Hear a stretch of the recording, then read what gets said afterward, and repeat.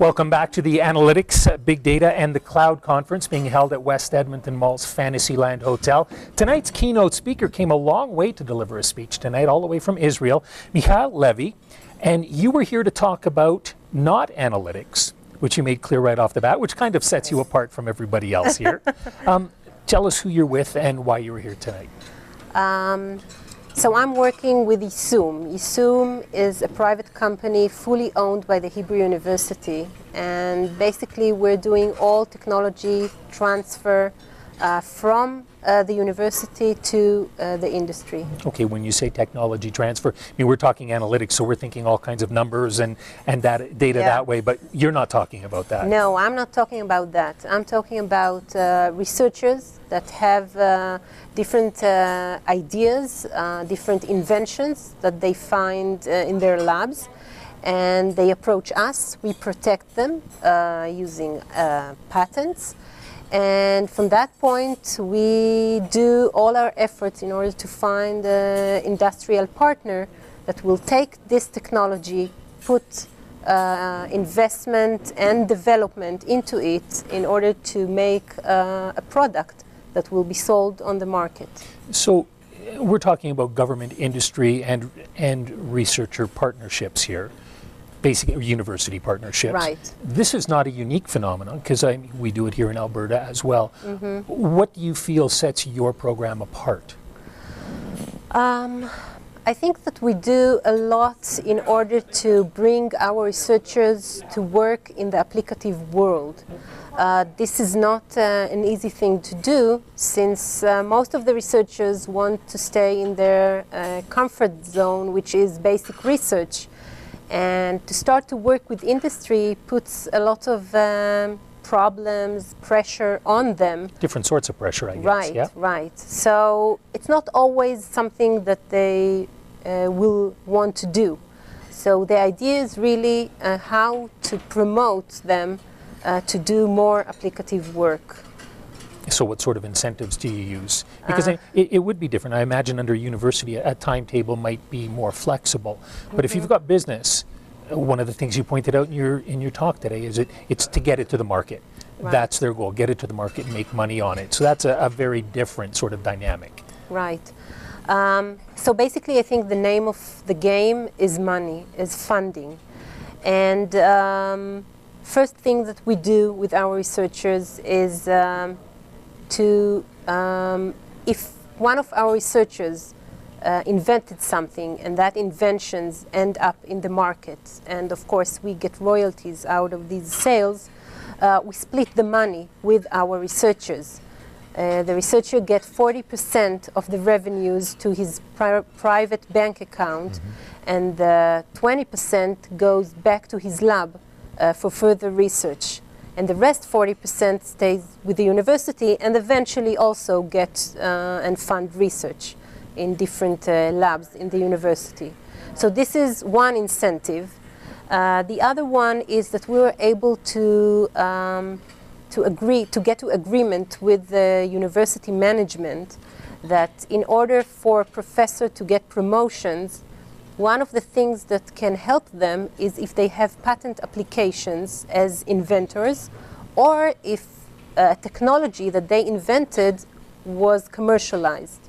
So it's not only publications that they need in order to get promotion. And other things we do in order to bring them to do applicative work is, again, funding. We have at Yissum, we have a fund that we call it Baby Seed.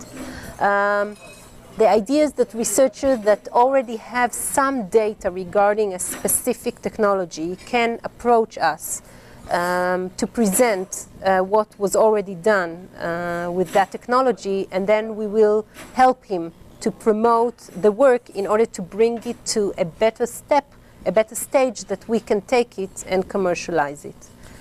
And the last thing is that there are programs in Israel that comes from the government that basically takes industry and research labs together, fund them on a specific project, and this is a huge huge money and our researchers really want to be part of this program. Okay, and so when you look at something like this, what have been some of the successes that you've had? What stands out in your mind as a big success? We have big success in the pharma fields. We already have 2 medicines that are in the market for years now. The first one is the Doxil, which is for treating Alzheimer.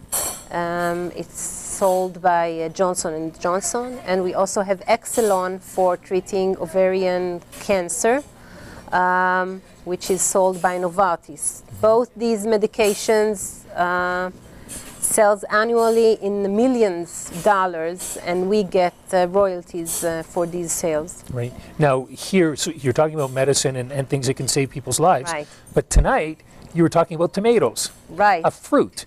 And obviously explain to us how that is one of your success stories.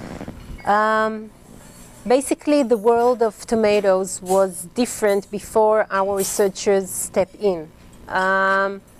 Until then, tomatoes were able to stay fresh on the markets for 3 to 4 days. And when our researchers started to do some breeding work, they were able to develop a new variety that had long shelf life and was able to stay on the market for 2 to 3 weeks.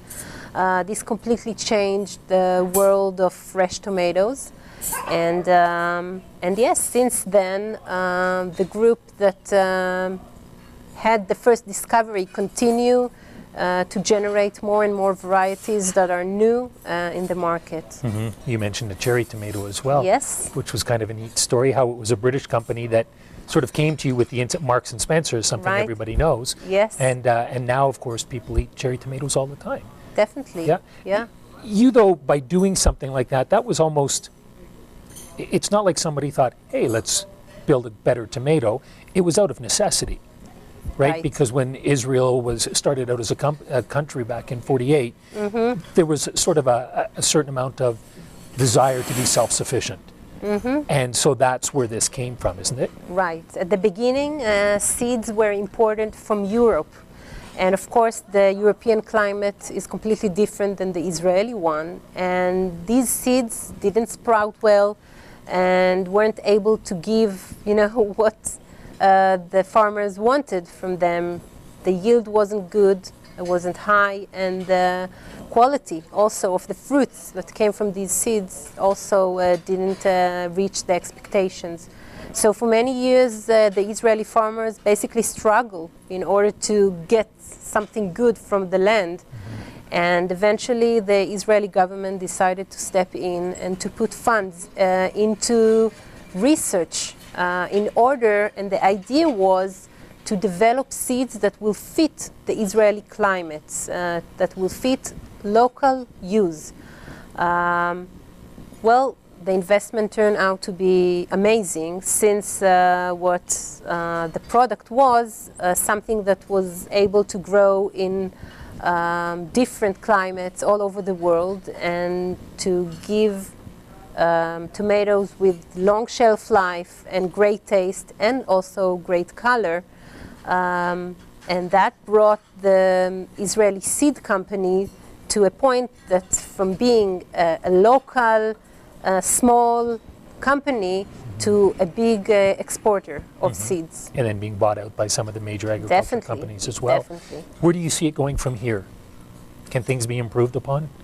Because it sounds like a pretty good business model to begin with. Right. I think that it's very important to promote innovation that comes from academia. Academia basically, have the ability to come with really new ideas. There are a lot of young people in academia doing PhD, master degrees, and they come with, a lot of new ideas, and that what brings, everything to be very innovative. This is on one hand. On the other, I think that the approach we took in the seed story is that we have to support our local industry. And one important thing that we insist on was that all all the production and the continuous of the work will continue to be done in Israel. And as you said, different world giants companies bought all Israeli companies, but they have to continue to do the work in Israel. So this definitely promoting the Israeli local industry. So you share the technology, but you keep the rights and you keep people working in your country. Definitely. Excellent. Thank you very much for spending some time with us. Thank you. Okay. It's been a pleasure. We've been chatting with one of the keynote speakers at the Analytics, Big Data, and the Cloud Conference. Tomorrow's going to be a very busy day. Don't forget to join us. Of course, you can watch us on a couple of different websites, fuselogic.tv, abctech.ca, as well as bestofanalytics.com.